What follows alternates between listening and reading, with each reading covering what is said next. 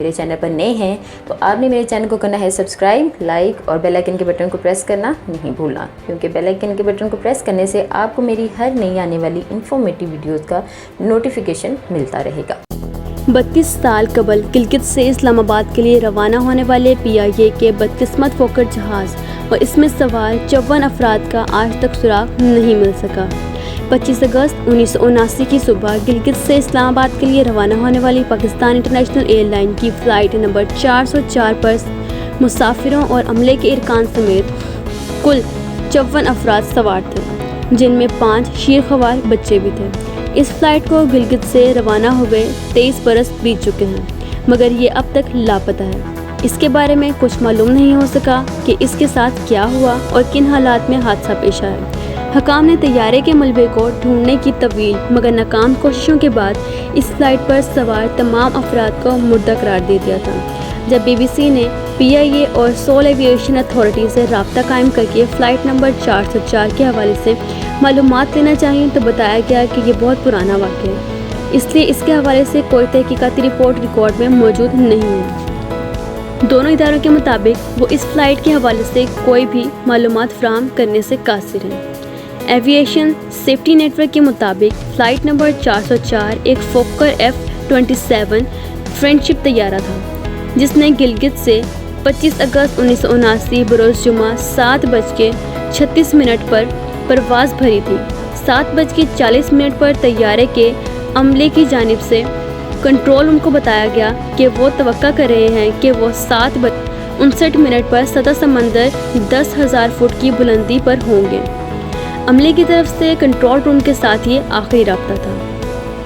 इस दौर में मीडिया में शाया होने वाली रिपोर्ट्स के मुताबिक तैयारा चंद मिनट ही फ़िज़ा में रहने के बाद गायब हो गया था।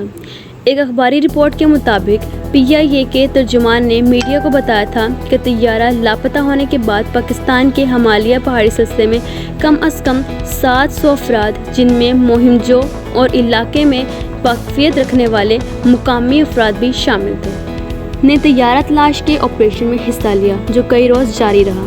इस ऑपरेशन में पाकिस्तान फ़िज़ाई के 4 हेलीकॉप्टर्स, 2 C-130 और PIA के 2 तैयारों ने हिमालय के पहाड़ी सिलसिलों में तलाश के ऑपरेशन में हिस्सा लिया। पाकिस्तान हकाम की दरख्वास्त पर इंडियन एयर फोर्स ने भी अपनी हदूद में तैयारे के मलबे को ढूंढने के लिए ऑपरेशन किया था। इस दौर में इस हवाले से शाया होने वाली खबरों का जायज़ा लिया जाए तो मालूम होता है कि तलाश का काम ज़्यादातर दुनिया के दुश्वार तरीन पहाड़ नांगा पर्वत और इसके इर्द गिर्द किया गया था। इस वक्त नांगा पर्वत पर मौजूद 2 बरतानवी मुहिमजुओं ने मीडिया को बताया था कि इन्होंने नांगा पर्वत पर इंतहाई निचली परवाज़ करते हुए एक तैयारी को देखा था। अमूमन अगर तैयारे में कोई ख़राबी पैदा होती है तो पायलट फ़ौरन सबसे पहला काम एयर ट्रैफिक कंट्रोल को आगाह करने का करते हैं। चूँकि ऐसा कोई पैगाम नहीं दिया गया, इसलिए मुमकिन तौर पर कहा जा सकता है कि शायद पेश आने वाला हादसा इंतहाई अचानक और गैर मुतवक्का था, जिसके बाइस पायलट को एयर ट्रैफिक कंट्रोल से रब्ता करने का मौका ही नहीं मिला।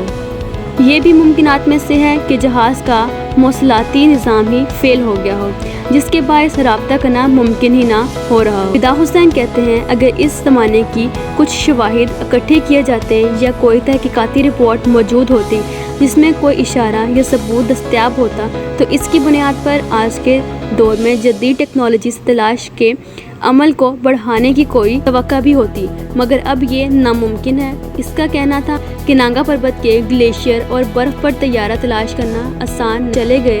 क्या जहाज़ या इसका मलबा सुई है जो ढूंढने वालों को नज़र नहीं आ रहा।